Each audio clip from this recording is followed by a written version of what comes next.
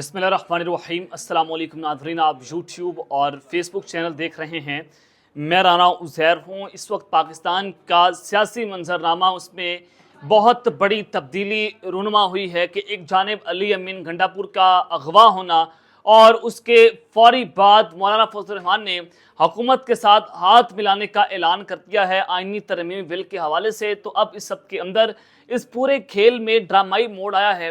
एक बहुत बड़ी ब्रेकिंग न्यूज़ के नए DGIS आए, लेफ्टिनेंट जनरल आसिम मलिक का डंडा चल चुका है और इन्होंने आते ही ऐसे ऐसे काम कर दिए हैं जो शायद पुराने DG साहब से नहीं हो रहे थे, या वो मैनेज करने की कोशिश तो कर रहे थे लेकिन मैनेज उनसे नहीं हो रहे थे। अब जनरल आसिम मलिक साहब ने इस वक्त रंदा फेर के रख दिया है और तहरीक इंसाफ के खिलाफ अब तक का सबसे बड़ा और ग्रैंड ऑपरेशन शुरू हो चुका है। ये मामला क्या है, खबर क्या है, इस हवाले से बड़ी इंपॉर्टेंट डिटेल्स हैं जो आपके सामने आज के इस व्लॉग में रखूंगा।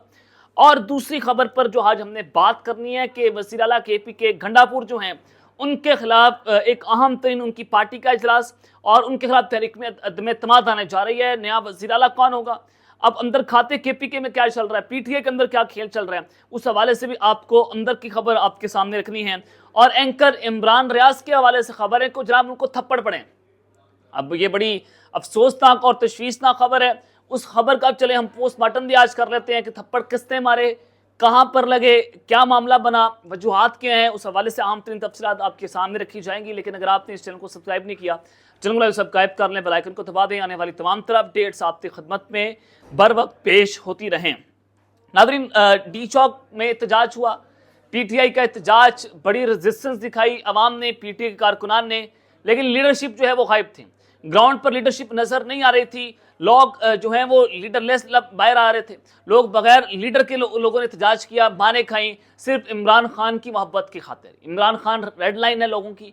इमरान खान का मतलब है PTI का मतलब है इमरान खान। आप लोगों के दिल से इमरान खान की मोहब्बत नहीं निकाल सकते। मार पीट कर, तशद्दुद करके, उठाकर, अगवा करके। ये गंडापुर की हैसियत नहीं होगी या शेर अफजल मरवत की कोई हैसियत नहीं है, किसी की कोई हैसियत नहीं है खान की बगैर। यानी कि इमरान खान होगा तो ये लोग होंगे। पाकिस्तान की अवाम ने तो ये वाज़ेह कर दिया। लेकिन इस हवाले से हुकूमत का जो है मौक़िफ़ क्या है जनाब, आज वज़ीर ख़ज़ाना मोहम्मद औरंगज़ेब ने ये पैगाम दिया कि एहतजाज और तालें ना बर्दाश्त कर सकते हैं, ना करेंगे। हम बड़ी मेहनत से मुल्क में मौशी इस्तेकाम लेकर आए हैं। एहतजाज से मईशत पर मनफी असरात पड़ते हैं, कारोबार बंद होने से मईशत को नुकसान होता है।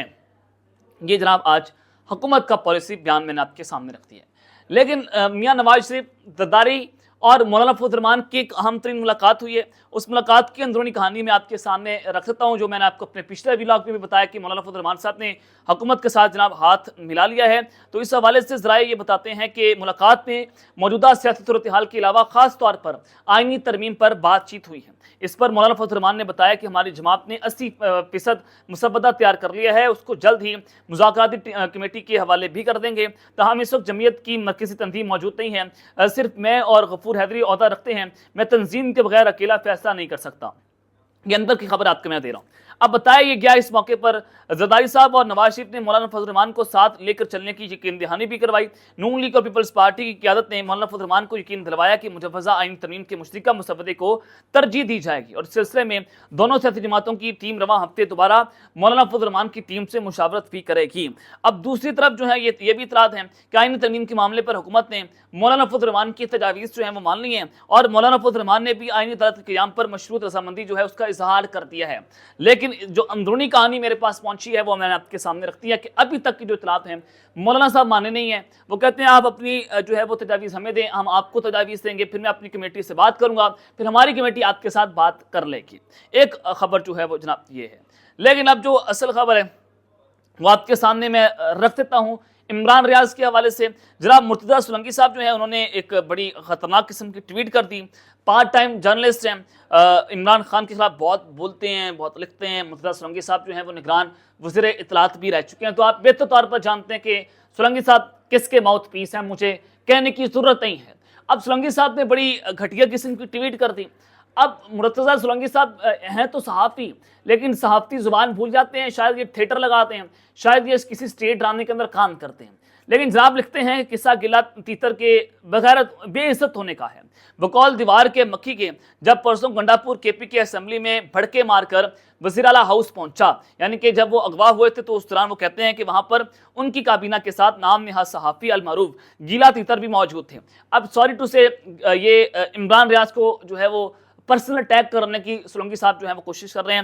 عمران ریاض صاحب نے بڑی قربانیاں دی ہیں، بہت بہادر ہیں، مارے کھائی ہیں، موقع پر ڈٹے ہوئے ہیں، بک نہیں رہے، نہ وہ بکنے کے لیے تیار ہیں، قوم ان کو سلام پیش کرتی ہے۔ لیکن سولنگی صاحب چونکہ بکا ہوا چورن ہے، بکا ہوا مال ہے، تو اس طرح کی باتیں تو سولنگی صاحب نے کرنی تو خیر وہ کہتے ہیں کہ گیلے تیتر نے نہ وہ دیکھا نہ تو دیکھا اور گنڈا پور کے ساتھ بدتمیزی شروع کر دی۔ اس کا خیال تھا کہ وہ خان کا لاڈلا ہے، اس لیے وہ ہر ایک پر اپنا دھون سما سکتا ہے۔ کچھ لوگوں نے اسے منع کیا لیکن موصوف اور چڑا ہو گیا۔ جب مزید بدتمیزی کی تو صوبائی حکومت کے پھونپوں نے اٹھا کر 2 جھانپڑیں رسید کی اور وہاں سے دھکے دے کر باہر نکال دیا۔ بہت بے آبرو ہو کر تیرے کوچے سے ہم نکلے ہیں، یعنی کہ یہ ایک انہوں نے جو ہے وہ خبر دی ہے سولنگی صاحب نے۔ لیکن کل عمران ریاض صاحب کو اگر آپ ویلاگ دیکھیں تو آپ کو اس سے اندازہ ہوتا ہے کہ گنڈا پور کی ان کے ساتھ ملاقات ہوئی ہے، بہت اچھی ملاقات تھی، انہوں نے بہت اچھے طریقے سے ان کو ڈیفائن بھی کیا۔ اور سولنگی صاحب کا پروپیگنڈا آپ اندازہ کریں کہ سولنگی صاحب کو یہ ٹویٹس لکھ کر کون دیتے ہیں، میں بتا دیتا ہوں آپ کو کون لکھ کر دیتے ہیں، آپ کے بڑے لکھ کر آپ کو دیتے ہیں اور آپ اس کو کاپی پیسٹ کرتے ہیں، کاپی پیسٹ کر کے آپ ٹویٹ کر دیتے ہیں، خبر آپ کو ہوتی نہیں ہے۔ آپ جناب نگران وزیر اطلاعات رہ سکتے ہیں اپنا ضمیر بیچ کر، عمران ریاض یہ کام نہیں کر سکتا۔ خیر اب آگے بڑھتے ہیں، ایک اور عام خبر ہے کہ جناب اس وقت علی امین گنڈا پور جو ہیں ان کے خلاف تحریک عدم اعتماد آنے جا رہی ہے اور نیا وزیر اعلیٰ کون ہوگا، تو یہ ایک بڑا اہم سوال ہے۔ جناب علی امین گنڈا پور صاحب ڈی چوک نہیں پہنچے، وہ غائب ہو گئے، پھر وہ جو ہے وہ کے پی کے اسمبلی پہنچتے ہیں تو ان کی کریڈیبلٹی کے اوپر سوالیہ نشان لگ گئے، ان کی لیڈرشپ کے اوپر بات ہو رہی ہے کہ وہ کمپرومائزڈ ہو گئے، انہوں نے کوئی ڈیل کر لی ہے، اور ان کی جو تقریر تھی، جو انہوں نے وضاحت تھی، اس پر پی ٹی آئی جو ہے وہ خوش نہیں ہے، عمران خان خوش نہیں ہے۔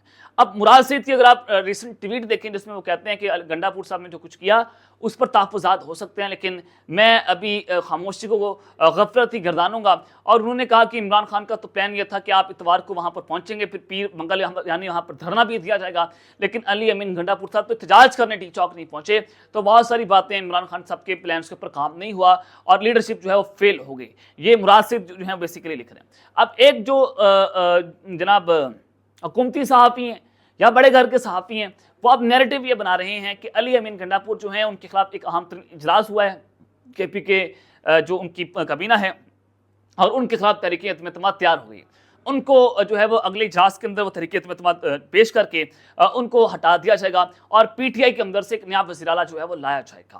علی امین گنڈا پور صاحب کی وضاحت کو انہوں نے ماننے سے انکار کر دیا ہے۔ یہ حکومتی جرنلسٹ جو ہیں وہ بتا رہے ہیں، وہ خبر میں آپ کے سامنے رکھ رہا ہوں کہ ان کو ماننے سے انکار کر دیا اور وہ کہتے ہیں کہ علی امین گنڈا پور میں کمپرومائز ہو گئے ہیں، تو لہٰذا ہم جو ہے وہ اپنے لیے ایک نیا وزیر اعلیٰ خود چوز کریں گے، پی ٹی آئی کے اندر سے ایک نیا وزیر اعلیٰ جو ہے وہ آئے گا۔ یہ ایک جو ہے وہ حکومتی جرنلسٹ اس کو رپورٹ کر رہے ہیں، وہ آپ کے سامنے وہ بھی رکھ دیا۔